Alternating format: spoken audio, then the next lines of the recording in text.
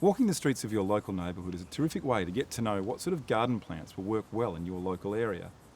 But walking the streets of many suburban areas, gardens have a certain sameness. That is certainly not the case when you walk past Andrew Carpenter's garden here in the suburbs of the Mornington Peninsula, about an hour or so south of Melbourne.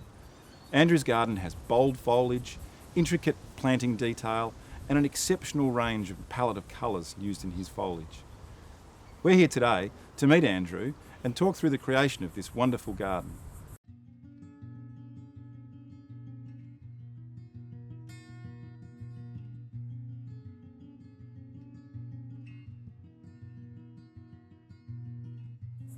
What was here when you started out? Was there a clean palette, or what was here, and what were the first elements that you set in place when you first came here?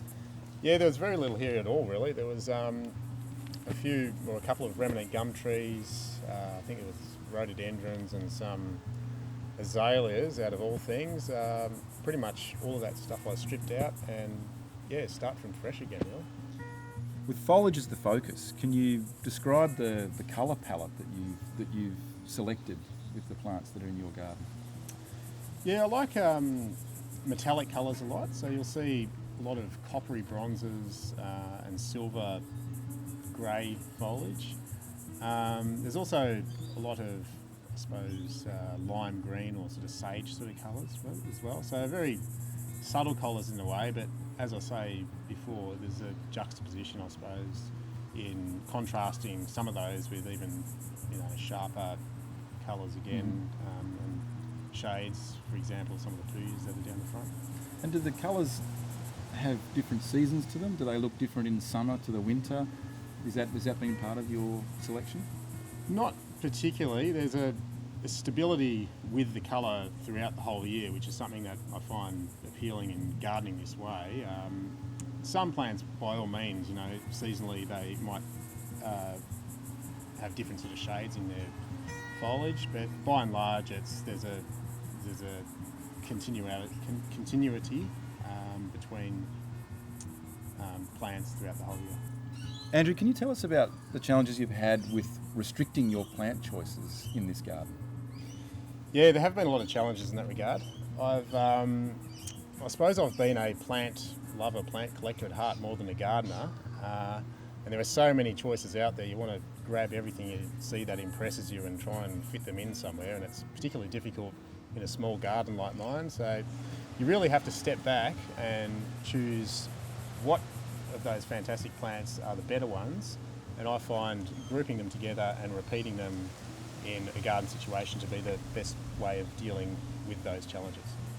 So Andrew, can you show us some of your favourite plants in the garden and tell us a little bit about each of them? Yeah, for sure. I guess my all-time favourite plant that I have here and that I just absolutely love is the dragon tree, the Dracaena Draco. We've got one over here that I transplanted from another location.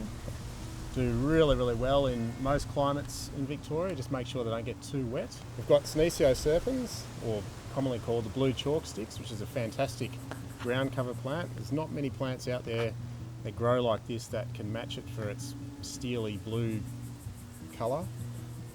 Again, a really easy one to grow, easy to propagate, and tends to require very little maintenance. Got creeping saltbush, or the Rhagodia spinescens, which is a WA native. Clips very well into pretty much any shape you would like. It can get to a manageable height of about 1 metre. I like to keep it as more or less a ground cover. Contrasts well with a lot of the looser plants around the garden. The KAPOK tree too, fantastic plant for dramatic bark. Very, very spiny plant, as you can see. Easy to grow in most parts of Australia as well. Tends to be somewhat frost tolerant, so if you can give it some sort of protection in its younger years, if you get a good one, it can reward you with fantastic flowers too. Yeah, so here we have capers, the caper plant, or Capparis spinosa. Fairly common in Mediterranean regions of the world. Obviously, it's many people would know it's used for its buds as a pickled condiment.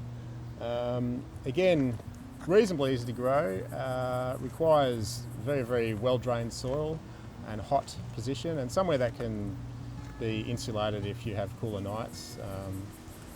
that otherwise, yeah, rewarding plant to grow. Well, thanks for showing us around your garden and sharing your wisdom with us today, Andrew. You've created a garden that is an exceptional example of a drought-hardy garden that has year-round interest and celebrates everything about form, colour and foliage. It's a real pleasure to have been here. No worries, Tim. It's been a pleasure having you, and thanks very much for coming.